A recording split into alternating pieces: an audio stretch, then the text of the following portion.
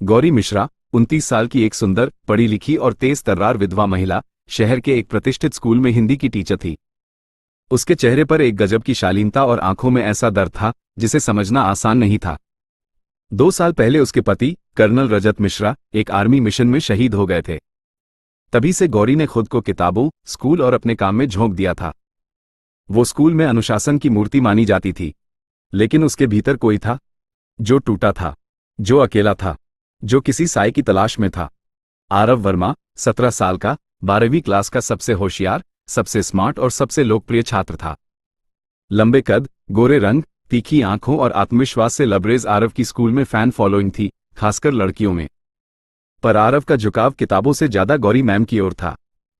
वो उनकी हर बात को ध्यान से सुनता, क्लास में सबसे आगे बैठता और अक्सर कोई न कोई शायरी या कविता उनसे जुड़ी हुई सुना देता था। कभी कभी उसकी बातें उम्र से परे लगती थी, बहुत बड़ी और गहरी होती थीं। एक दिन क्लास में प्रेमचंद की कहानी घासवाली पढ़ाते वक्त गौरी ने अचानक देखा कि आरव की आंखों में अजीब सी नमी है। वो पढ़ते पढ़ते रुक गई। गौरी कहती है कि आरव, सब ठीक है। आरव धीरे से मुस्कुराते हुए कहता है, जी मैम। बस कहानी ने दिल को छू लिया। शायद कुछ याद आ गया। गौरी का दिल धक धक करने लगा। उसे लगा जैसे ये लड़का सिर्फ सुन नहीं रहा, उसे महसूस कर रहा है। और ना जाने क्यों उस पल में उसे रजत की आंखें याद आ गई, वही गहराई, वही सच्चाई। आरव अक्सर देर शाम तक स्कूल में रुक जाता था। बोर्ड की तैयारी का बहाना बनाकर वो लाइब्रेरी में बैठा रहता था, और जब गौरी स्कूल छोड़ने लगती तो दरवाजे तक उसे छोड़ देता था। एक दिन गौरी बारिश में भीगते हुए स्कूल से निकल रही थी। उसकी साड़ी भीग चुकी थी, बाल गीले थे और चेहरा चमक रहा था। आरव कहता है, मैम छाता ले लीजिए, आप बीमार पड़ जाएंगी।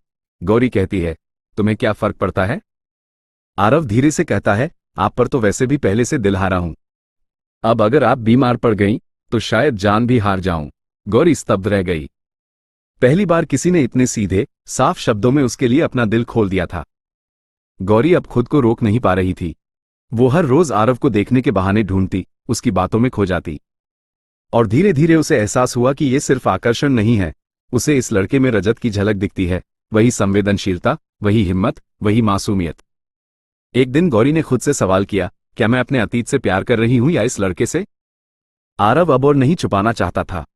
आरव कहता है, मैम मैं जानता हूं हम दोनों की उम्र के बीच फर्क है, पर मेरे जज्बात सच्चे हैं।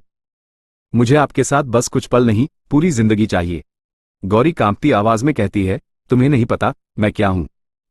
मैं एक विधवा हूं जिस पर समाज सवाल उठाएगा। आरव कहता है कि और मैं वो लड़का हूं जो आपके आंसुओं को मुस्कान में बदलना चाहता है। समाज से लड़ना पड़ेगा तो लड़ लूंगा, लेकिन आप अकेली मत रहिए। वार्षिकोत्सव की रात, स्कूल में संगीत और नाट्य कार्यक्रम के बाद सब धीरे धीरे जा रहे थे।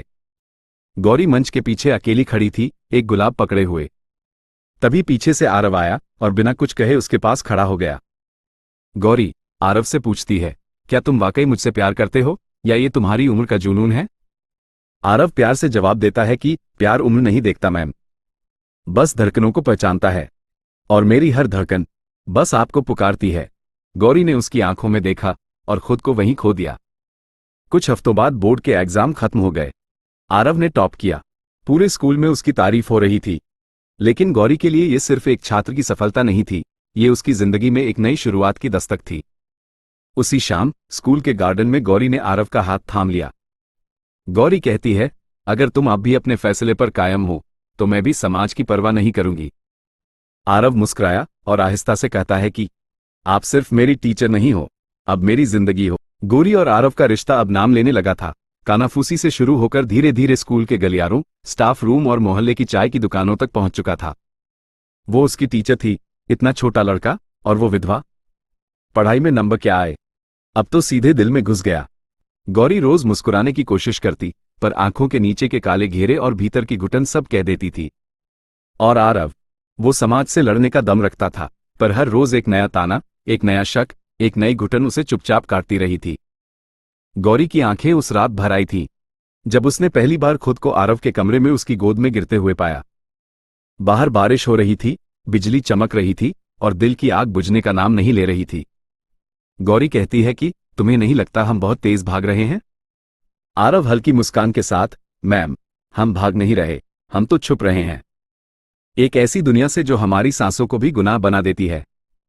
गौरी की साड़ी का पल्लू उसकी गोद में गिरा और उस रात पहली बार उसने खुद को पूरी तरह एक पुरुष की बाहों में खो जाने दिया, जो उम्र में छोटा सही पर जज्बातों में बेहद गहरा था। आरव ने दिल्ली यूनिवर्सिटी के टॉप कॉलेज में एडमिशन ले लिया। गौरी उसे स्टेशन छोड़ने आई। एक टिफिन, 2 किताबें और आंखों में बेतहाशा प्यार था।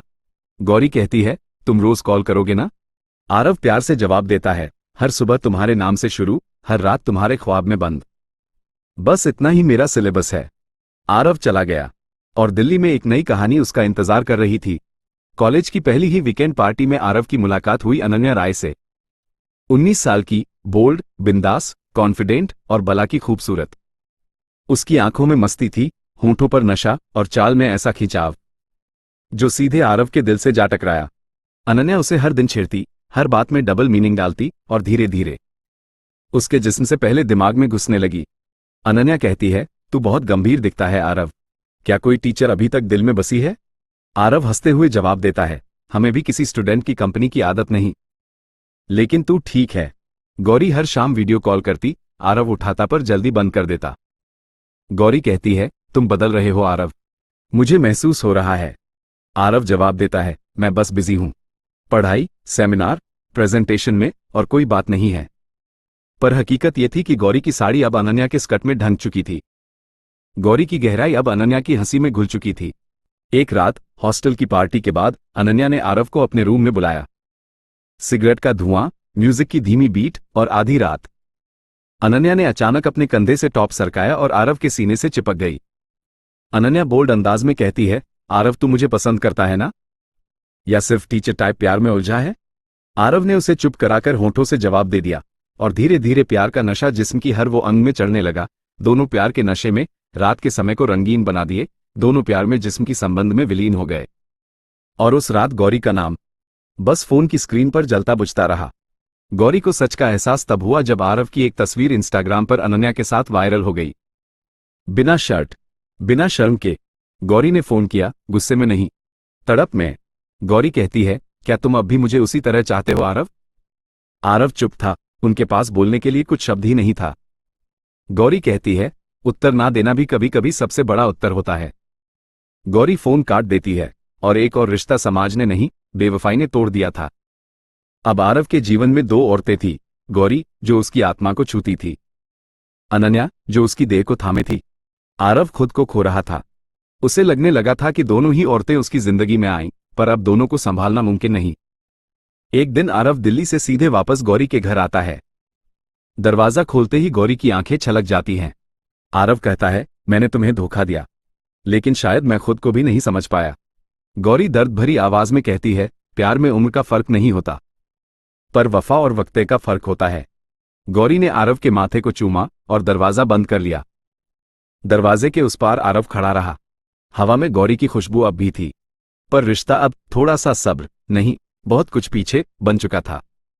आरव मायूसी चेहरा लिए वापस दिल्ली के लिए निकल गए। आरव का गिल्ट अब उसकी नसों में उतर चुका था। दिन भर कॉलेज और रात भर शराब की बोतल, बीड़ी और वो गौरी का वॉइस मैसेज दोबारा सुनना। गौरी का मैसेज आया, आरव तुम अब सिर्फ मेरा अतीत हो, और मैं अतीत में नहीं, अब खुद के भविष्य में जीना चाहती हूं।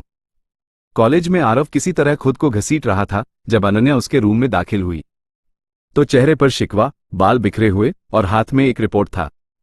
अनन्या कहती है, I am pregnant Aarav. Aarav का चेहरा सफेद पड़ गया। आरव कहता है, कब और कैसे? अनन्या कहती है, 3 हफ्ते पहले की बात है, वो रात याद है ना, जब गौरी का मैसेज आया था और तुमने मुझसे कहा था मेरे पास मत आओ। फिर भी मैं आई थी और तुमने मना नहीं किया। आरव उलझ गया। क्या ये बच्चा वाकई उसी का है, या ये अनन्या की कोई चाल है उसे बांधने की? उस रात फिर अनन्या उसी के बेड पर थी, चुपचाप उसकी शर्ट खोलते हुए बोली, अगर ये रिश्ता तेरा नहीं तो ये जिस्म तेरा क्यों कांपता है जब मैं पास आती हूं तो? आरव ने उसकी कमर पकड़कर पलंग पर गिरा दिया और एक बार फिर दोनों एक दूसरे में टूटकर समा गए।